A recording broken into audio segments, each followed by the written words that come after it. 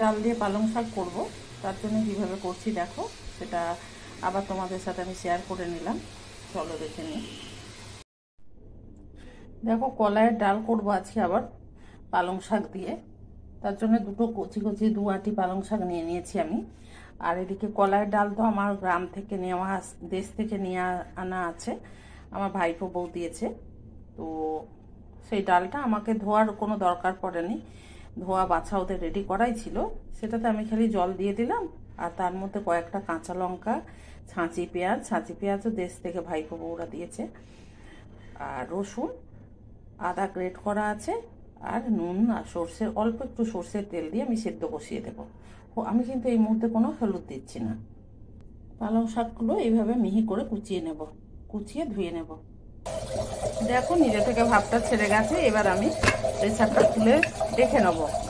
একবার সিটি পড়ার আগের অবস্থায় আমি খুলে দিলাম। বেশি সেদ্ধ হয়ে গেলে পাতা পাতা ভাবটা থাকবে না, ক্যাটক্যাটে হয়ে যাবে, সেটা ভালো লাগবে না। এই সময় আমি শাকটা ধুয়ে নিয়েছি পরিষ্কার করে, শাকটা এর মধ্যে দিয়ে দেব। শাকটা দিয়ে দিলাম, আর একটু জিরে, ধনে আর হলুদ গুঁড়ো দিয়ে দিলাম।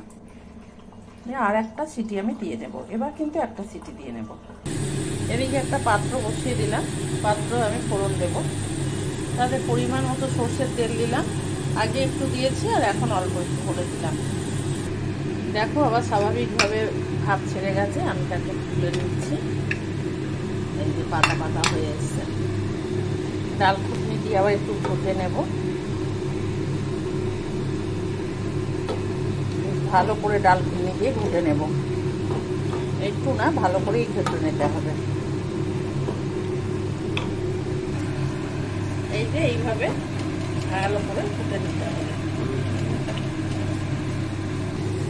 এদিকে আমি তেলের মধ্যে দেবো, তেল গরম হয়ে গেছে দেখতেই পাচ্ছ। তাতে আমি দেবো তেজপাতা, 5 ফোড়ন, শুকনো লঙ্কা আর একটু হিং। তার মধ্যে ডালটা আমি ঢেলে দিলাম। ডালটা ঢেলে দিয়ে একটু ঢাকা দিয়ে রাখবো। খুব ভালো করে গড়গড় করে ফুটলে, আমার শাশুড়ি মা বলেন যে গড়গড় করে ডাল যত ফুটবে তত নাকি তার স্বাদটা বা সুবাসটা, গন্ধটা বেরোবে। ভালো করে গড়গড় করে ফুটিয়ে নেবো কিছুক্ষণ, তারপর আমি গ্যাস বন্ধ করে দেবো। অবশ্যই তার আগে নুন মিষ্টিটা দেখে নেবে। আমি মিষ্টি দিইনি, কিন্তু তোমরা চাইলে চিনি দিতে পারো অল্প একটু।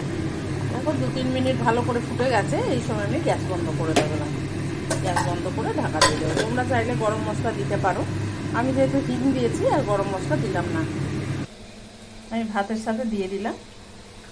তোমরা এইভাবে বানিয়ে দেখো, খুবই ভালো খেতে লাগে। নমস্কার বন্ধুরা, আবার দেখা হবে।